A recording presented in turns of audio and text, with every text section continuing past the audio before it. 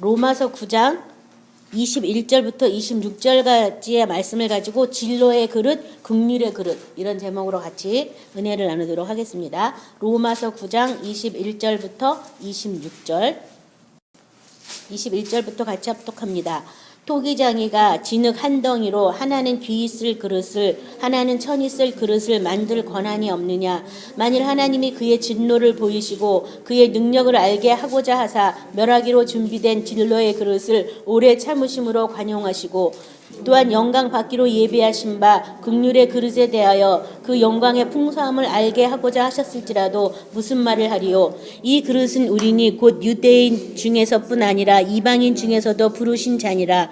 호세아의 글에도 이르기를 내가 내 백성 아닌 자를 내 백성이라 사랑하지 아니하는 자를 사랑하는 자라 부르리라. 너희는 내 백성이 아니라 한 그곳에서 그들이 살아계신 하나님의 아들이라 일컬음을 받으리라 함과 같으니라.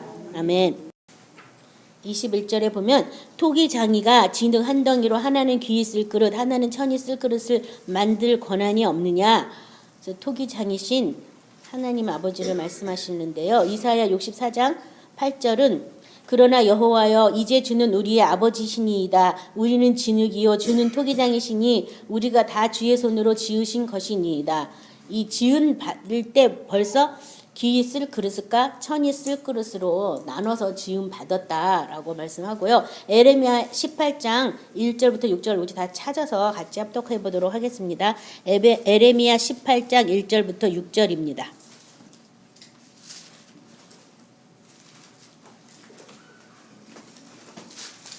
같이 합독합니다. 여호와께로부터 에레미야에게 임한 말씀에 이르시되 너는 일어나 토기장이 집으로 내려가라. 내가 거기에서 내 말을 내게 들려주리라 하시기로 내가 토기장의 집으로 내려가서 본즉 그가 농로로 일을 하는데 진흙으로 만든 그릇이 토기장의 손에서 터짐에 그가 그것으로 자기의 의견에 좋은 대로 다른 그릇을 만들더라. 그때 여호와의 말씀이 내게 임하니라. 이르시되 여호와의 말씀이니라. 이스라엘 족속아 이 토기장이가 하는 것 같이 내가 능히 너희에게 행하지 못하겠느냐. 이스라엘 족속아 진흙이 토기장의 손에 있음 같이 너희가 내 손에 있느니라. 우리 신약에서는 디모데후서 2장 20절 21절에요. 큰 집에는 금그릇과 은그릇뿐 아니라 남의 그릇과 질그릇도 있어 귀하게 쓰는 것도 있고 천하게 쓰는 것도 있나니 그러므로 누구든지 이런 것에서 자기를 깨끗하게 하면 귀 쓰는 그릇이 되어 거룩하고 주인의 쓰심에 합당하며 모든 선한 일에 준비함이 되리라. 여기 보면 귀 쓸 그릇, 천이 쓸 그릇을 만들 권한이 있는데 이 귀 쓰는 그릇에 대해서 디모데에서는 어떤 금그릇, 은그릇, 나무그릇, 질그릇 이게 아니고 귀 쓰는 그릇은 어떤 그릇이냐. 자기를 깨끗하게 하면 그것이 바로 귀 쓰는 그릇이다.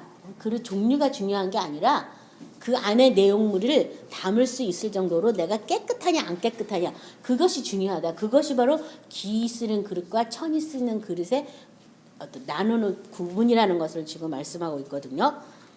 그래서 여기 지금 귀 쓸 그릇, 천이 쓸 그릇 만들 권한이 하나님께 있는데요. 그 다음 절 22절 보겠습니다. 이 천한 그릇에 대해서 지금 얘기하고 있는데요. 21절에 만일 하나님이 그 진노를 보이시고 그의 능력을 알게 하고자 하사 멸하기로 준비된 진로의 그릇을 오래 참음으로 관용하시고 지금 여기 진로의 그릇에 대해서 나왔는데요. 이 진로의 그릇은 어떤 그릇이라고 되어 있냐 하면은 진노를 보이시고 그의 능력을 알게 하고자 하사 멸하기로 준비된 진로의 그릇이다.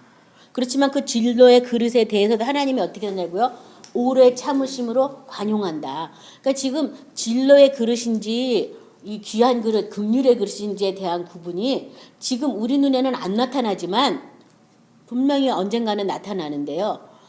지금 하나님이 나에게 관용했다고 해서 나에게 아무 진노를 보이지 않는다고 해서 내가 과연 깨끗한 그릇이냐, 주인이 귀 쓰는 그릇이냐, 아니면 천이 쓰는 그릇이냐, 지금 하나님이 관용하고 있기 때문에 모르는 거예요, 사람은요.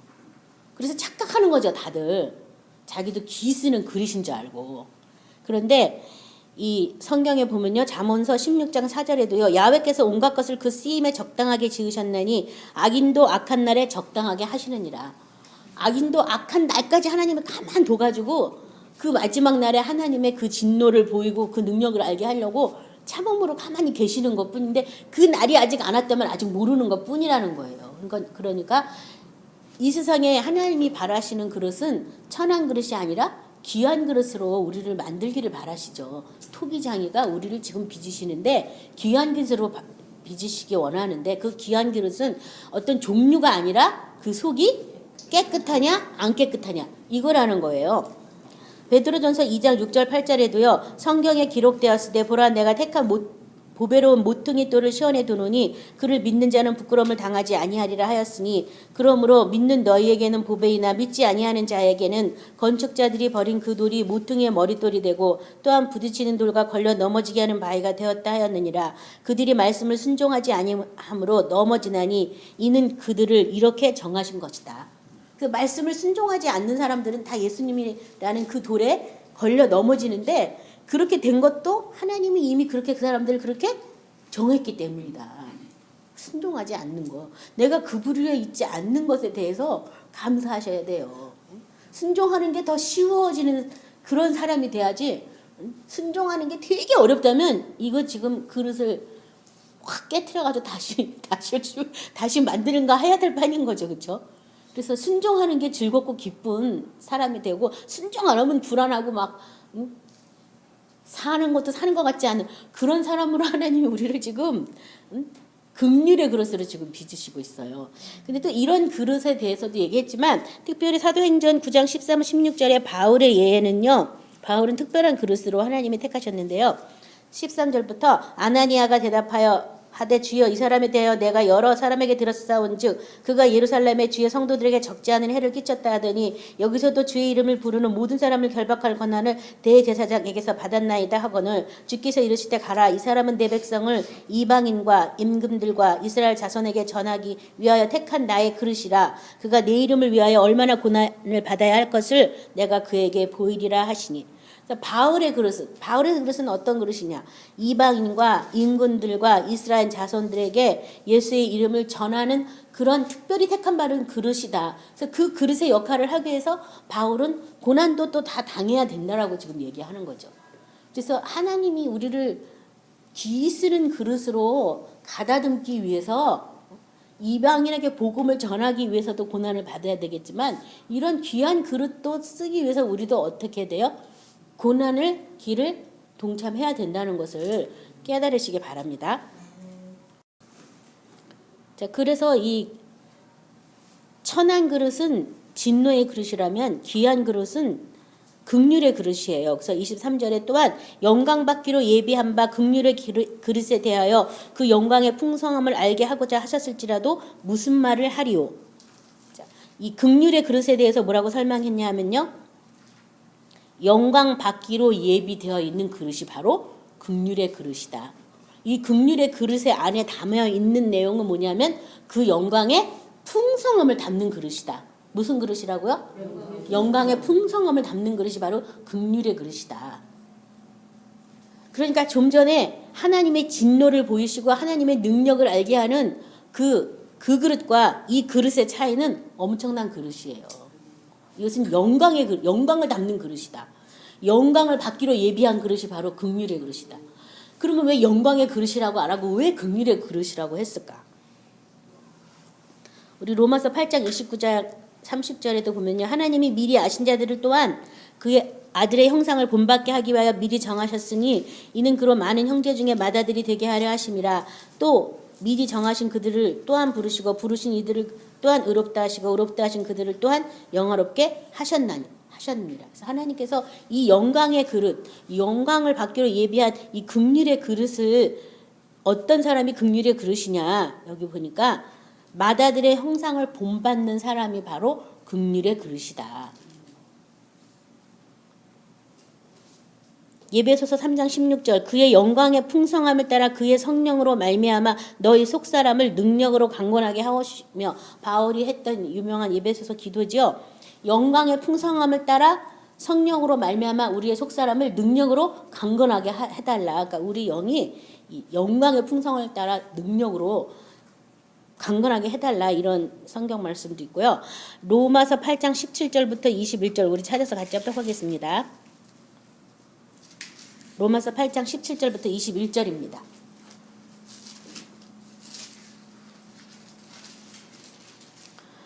자녀이면 또한 상속자 곧 하나님의 상속자여 그리스도와 함께한 상속자니 우리가 그와 함께 영광을 받기 위하여 고난도 함께 받아야 할 것이니라. 생각하건대 현재의 고난은 장차 우리에게 나타날 영광과 비교할 수 없도다. 피조물이 고대한 바는 하나님의 아들들이 나타나는 것이니 피조물이 허무한데 굴복하는 것은 자기 뜻이 아니요 오직 굴복해 하시는 이로 말미암음이라. 그 바라는 것은 피조물도 썩어짐의 종노릇한 데서 해방되어 하나님 자녀들이 영광의 자유에 이르는 것이니라. 그래서 이 영광의 자유에 이르기 위해서 아까 그 영광을 담는 그릇, 영광 받기로 예비하신 그릇이 바로 그 긍휼의 그릇이었는데요. 그 영광의 자유에 이르기 위해서 뭐를 해야 된다고요? 17절에 보면 영광을 받기 위해서 고난도 함께 받아야 한다. 뭐냐면요. 이 영광은 하나님의 보좌에 있는 그 생명을 바로 영원한 생명, 영광이라고 이렇게 얘기하는데요. 그 생명을 받기 위해서는 우리 육의 생명은 예수님과 같이 십자가에 못 박아 죽어야지 돼요. 죽어야지 죽은 데서만 끝나는 것이 아니라 죽은 다음에 씻혀져야 돼요. 씻혀져야 그 다음에 그 영광의 생명을 우리가 담을 수가 있어요. 그러니까 다 이 고난의 길, 십자가의 길, 예수님이 못 박아 죽은 그 길에 다 가셔야지 돼요. 그래서 뭘 못 박냐 하면 남편을 못 박고 애를 못 박고가 아니라 나를 못 박아야 돼. 나의 뭐요? 내 육체를 못 박아야 돼. 내 육체를 나도 못을 받고 거기서 끝난 것이 아니라 못을 받고 씻혀야 돼요. 또 깨끗하게. 씻은 다음에야 이 영광의 생명이 터진 웅덩이가 아니고 이제 새 부대가 돼서 이 새 생명을 담을 수가 있거든요. 그래서 그렇게 하기 위해서는 하나님의 긍휼이 필요한 거예요. 그래서 지금 저도 육체에 대한 부분을 계속 하고 있는데 예수님의 그 영원한 생명을 나한테 부어달라고 하시기에는 내 육체가 너무 사망에 매여서 종노릇하고 하나님에 대해서 아는 게 없기 때문에 너무 무지하게 살아서 이미 이 땅에 오셨음에도 불구하고 와 계신 것도 모르는 거예요. 그래서 뭐 틈만 나면 옛 습관으로 돌아가. 틈만 나면 육체가 매여있는 그 사망과 어떤 그런 두려움 속에서 이 육체의 주인 노릇도 못하면서 내 몸을 어떻게 내가 하려고 하는 게 너무 많은 거예요. 우리 몸은 값을 지불하고 예수님이 사셨으니까 내 몸을 어떻게 하실 분은 누구예요? 주님이신데. 그러니까 무슨 일이 생기고 두려움이라든지 무슨 사망의 매입이라든지 이런 것이 우리를 공격할 때 우리는 나는 예수님 안에 있어. 내 몸의 주님은 주님이야. 주님께 물어볼 거야. 딱 이래야 되는데 내가 어떡하지? 뭘 해야 되지? 막 그런 생각을 막 하거든요. 근데 내가 하고 싶어서 하는 게 아니라 육체에서 자동 그 생각이 돌아가. 그래가지고 누가 뭐 먹으면 좋대더라. 그러면 거를 쪼르르 달려가고 막 그렇게 되는 거예요. 이 몸이 예수님의 생명을 담았다고 말로만 들었지 실제로는 그게 뭔지를 모르니까 몸이 힘든 거예요. 너무나. 이 두려움이 밀려오면. 그러니까 뭔가 방법을 빨리 해주고 또 보호를 해줘야 되는 거야. 그 능력이 이미 우리 안에 부어졌다는데도 우리가 그 능력을 모르고 있잖아요. 그러니까 주님 앞에 무슨 기도를 해야 하는 거예요. 계속. 주님 나를 불쌍히 여겨달라고. 그래서 긍휼의 그릇이에요. 예수의 생명이 이미 왔음에도 불구하고 이 육체는 걸 몰라가지고 이렇게 무슨 조금만 매임만 있어도 벌벌 떨고 두려워하고 헤매고 막 하는 이것에 대해서 주님 우리 힘으로는 그걸 어떻게 할 수 있는 방법이 없잖아요. 그냥 우리가 하는 건 예수님과 함께 육체도 못 박아 죽었어 이걸 자꾸 하는 거고 예수 안에서 너는 새로운 피조물이야 우리 이제 말을 하는 거지 사실 그 새로운 피조물이 어떻게 만들어졌는지 어떻게 가동돼야 되는지도 우리는 모르는 거예요. 이거는 사람의 영역이 아니에요. 신의 생명을 이어받은 거니까. 왜 신의 성품에 참여한 자라 그랬잖아요. 신의 속성을 가진 거니까 사람이 꿈꾸지도 못하고 생각하지도 못한 그런 걸로 바뀌는 거니까 우리가 어떻게 알 수가 없는 거예요. 그러니까 계속 주님 나를 불쌍히 여겨달라고. 이 생명이 이미 와 있는데 내가 모르는 이거에 대해서 주님 나에게 긍휼을 덮어달라고. 그래서 긍휼하게 여겨달라는 기도를 계속 할 수밖에 없어요. 그리고 말도 안 돼. 이 몸에 어떻게 예수님이 주인이 돼. 이건 말이 안 돼. 어떻게 깨달을 수도 없고 느낄 수도 없고 어떻게 돌아가는지도 우리가 상상도 할 수 없는 일이거든요.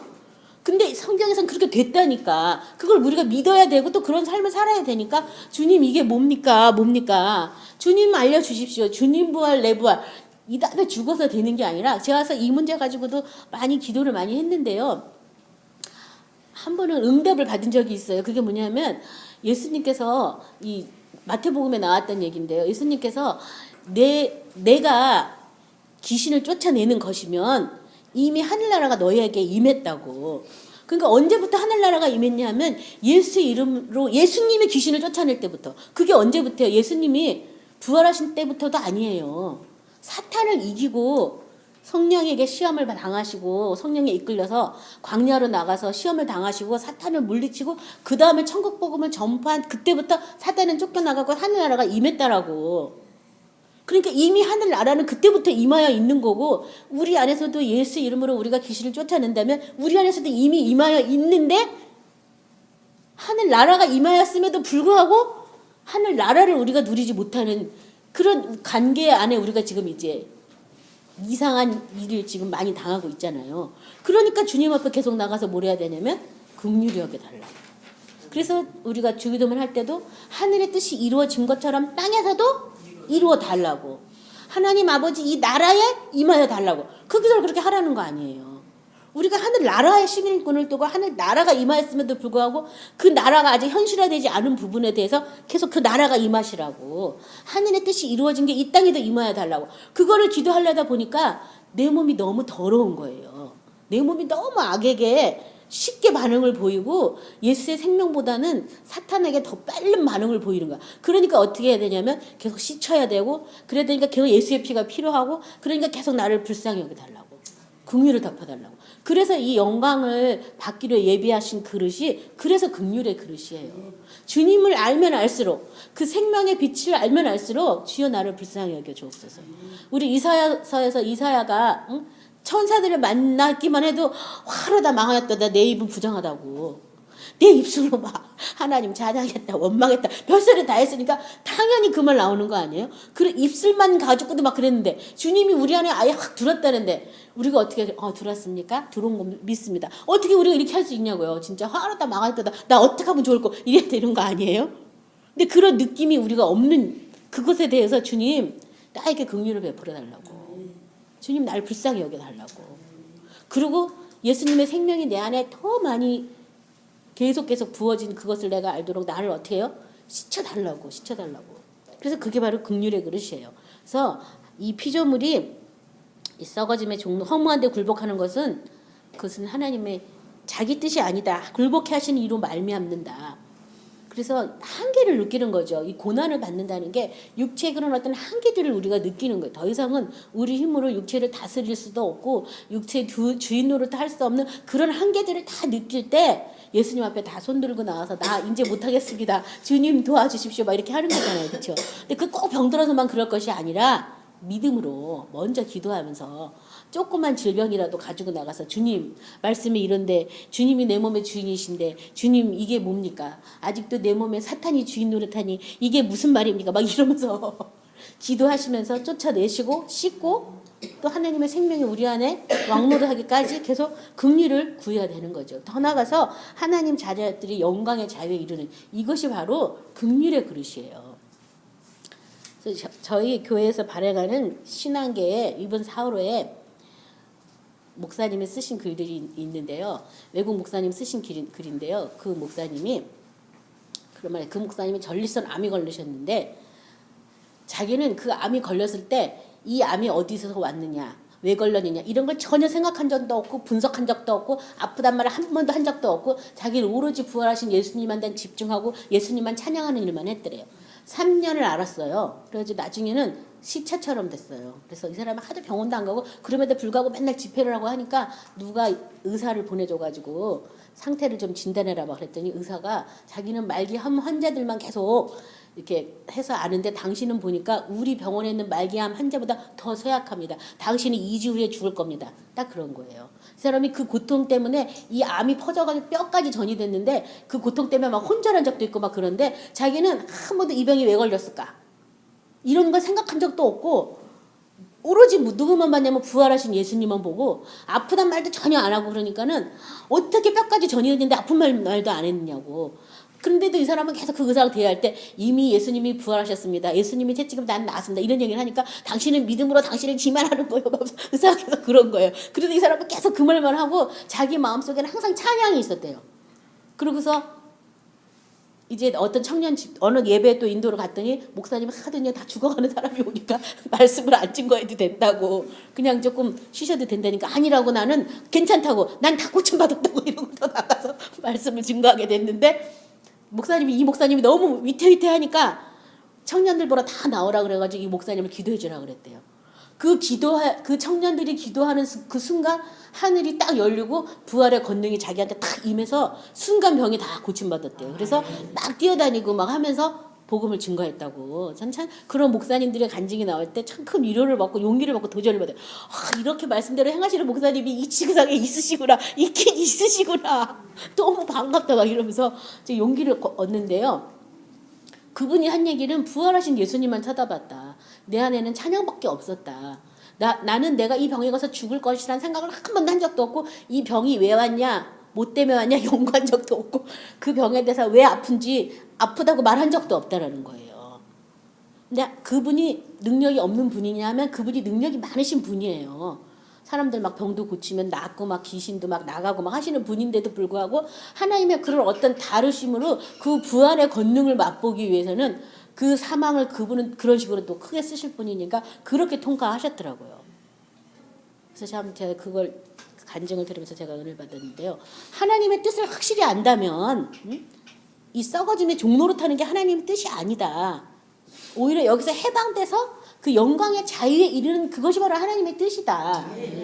그 뜻을 안다면 마음이 전혀 두려움이나 걱정스러울 건 없죠. 그렇죠?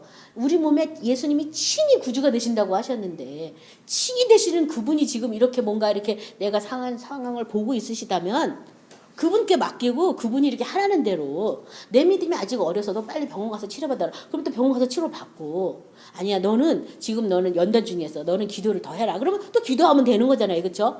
그래서 무조건 믿음으로만 한다고 하는 건 아니고, 우리가 어떤 성령의 사인과 하나님이 우리를 지금 어떤 그릇으로 만드시느냐 이 과정에 있으니까 그 과정에 알맞는 우리가 또 믿음에 부응을 해야겠죠.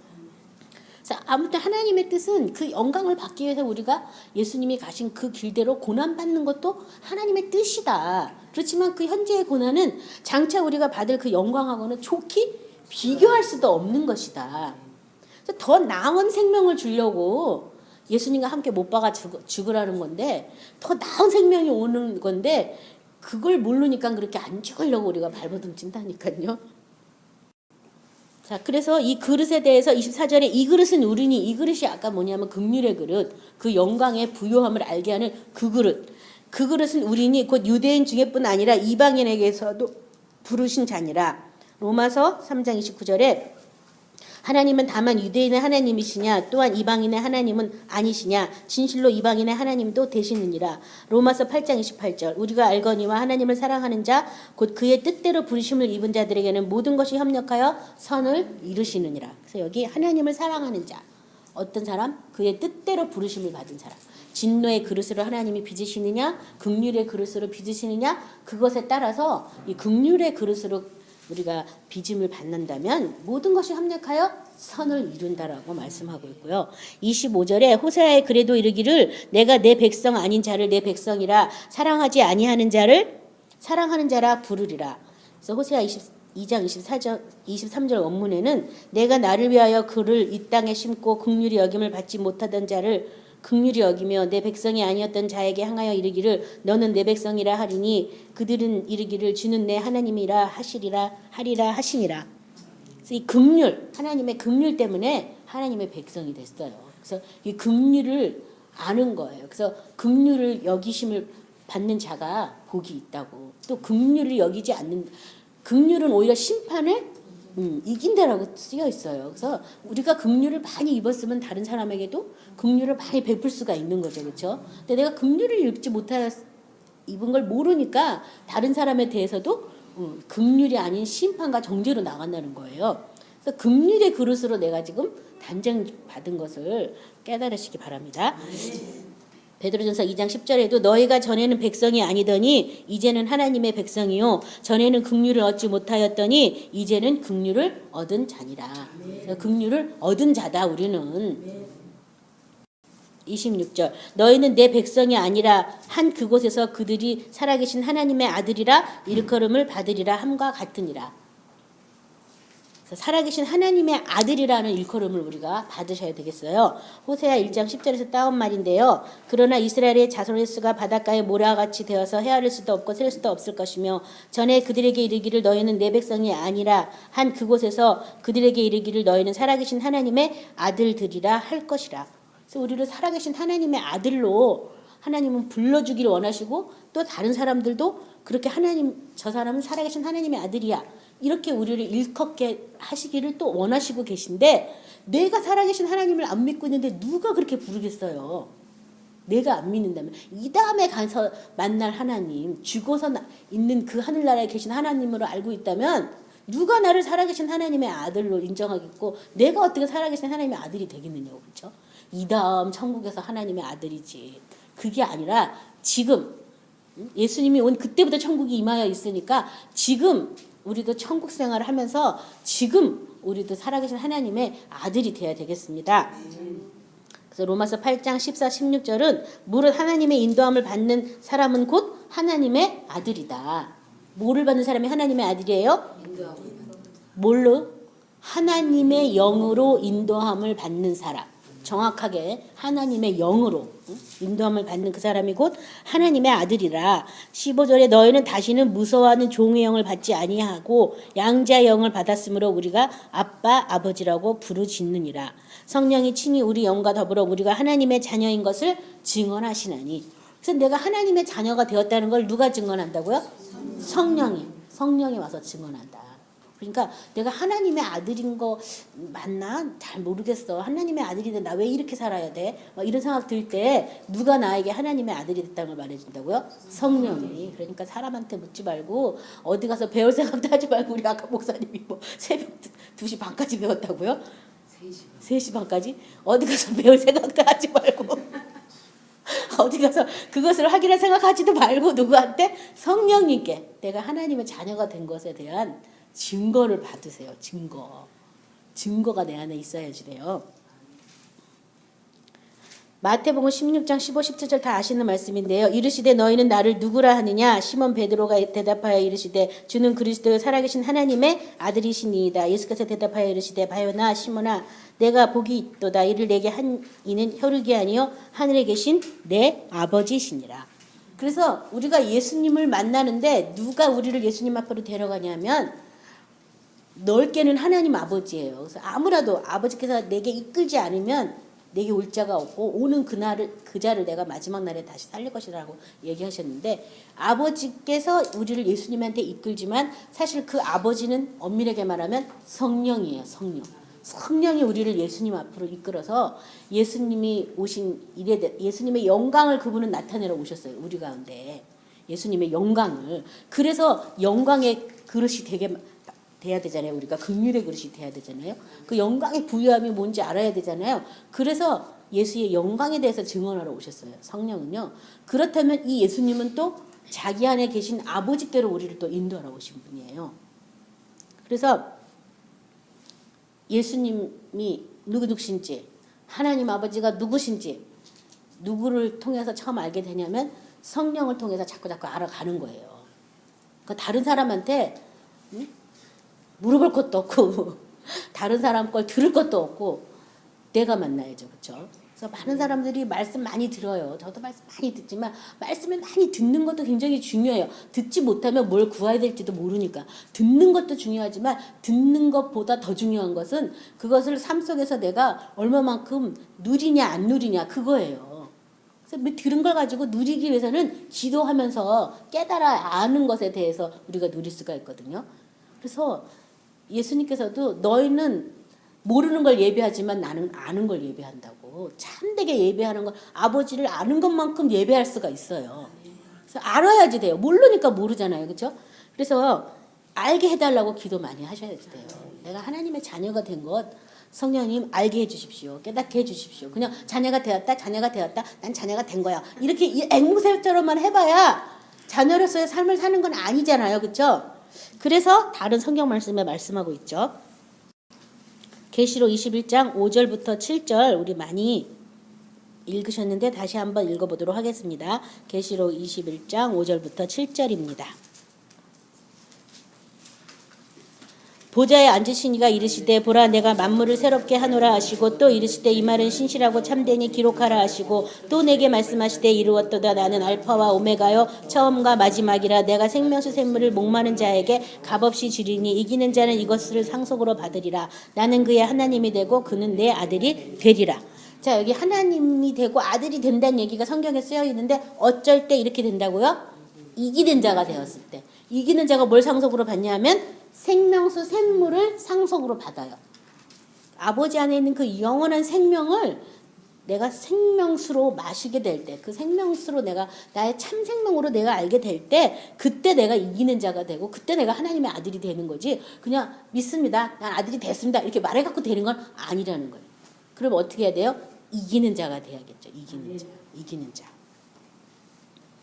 고린도후서 6장 16절부터 18절도 우리 같이 합독하도록 하겠습니다. 고린도후서 6장 16절에서 18절입니다. 같이 합독합니다. 하나님의 성전과 우상이 어찌 일치가 되리요 우리는 살아계신 하나님의 성전이라 이와 같이 하나님이 이르시되 내가 그들 가운데 거하며 두루 행하여 나는 그들의 하나님이 되고 그들은 나의 백성이 되리라. 그러므로 너희는 그들 중에서 나와서 따로 있고 부정한 것을 만지지 말라. 내가 너희를 영접하여 너희에게 아버지가 되고 너희는 내게 자녀가 되리라. 전능하신 주의 말씀이니라 하셨느니라. 여기 보면요. 하나님의 성전과 우상이 어찌 일치하겠느냐 이렇게 말씀하시면서 우리 가운데 거하시며 두루 행하시며 하나님이 되고 우리는 백성이 된다고 말씀하셨는데 그러므로 어떻게 하라고요? 너희는 그들 중에서 나와서 따로 있어라. 따로 있어라. 그들 중에 나와서 따로 있어라. 그 다음에 부정한 것을 만지지 말라. 나와서 따로 있을 뿐더러 부정한 것도 만지지 말라. 그렇다면 내가 너희를 영접해서 너희 아버지가 되고 너희는 내게 자녀가 되리라. 하나님이 거룩하니 너희도 거룩하라. 하나님은 거룩한데 우리는 아니면서도 하나님의 자녀를 할 수 없어요. 그래서 따로 나와서 있고 부정한 건 아예 만지지도 말라고 되어 있어요. 그래서 이 하나님이 이 다른 뭐 성경 구절에도 하나님의 자녀와 마귀의 자녀가 있다라고 이렇게 얘기도 되어 있겠지만 두 가지의 그릇, 긍휼의 그릇 또 진노의 그릇 두 그릇이 있어요. 이 긍휼의 그릇은 어떤 그릇이냐 하면 씻은 그릇이에요. 씻은 그릇. 자기를 씻은 그릇. 선한 일에 예비하기 위해서 귀 쓰이는 그릇. 그래서 내 속을 어떻게 해야 돼요? 씻어야 돼요. 누가 뭐 대신 씻어주는 게 아니에요. 내가 씻어야 돼요. 그래서 그릇이라고 한 것은 뭘 얘기하는 거예요? 우리 육체를 얘기하는 거예요. 지금요. 이 영혼을 담는 그릇이 육체잖아요. 지금 육체를 말하는 거예요. 그래서 이 육체를 예수의 피로 씻으셔야지 돼요. 더 나아가서 이 계시록에 보면 이 두루마기를 빠는 자가 또 복이 있다고. 이 육체, 이 영혼을 입은 이 몸을 예수의 피로 계속 씻어서 씻은 다음에야 그 다음에 이 새 생명을 계속 이제 저축할 수가 있어요. 씻지 않았을 때는 자꾸 터져 나가요. 그래서 된 것 같은데 아니고 된 것 같은데 아니라면 좀 더 힘을 내시고 분발하시기 바랍니다. 그리고 하나님의 그 긍휼하심을 계속 구하셔야겠어요. 주여 나를 긍휼히 여겨 주옵소서. 오늘 말씀 생각하시면서 다 같이 기도하겠습니다.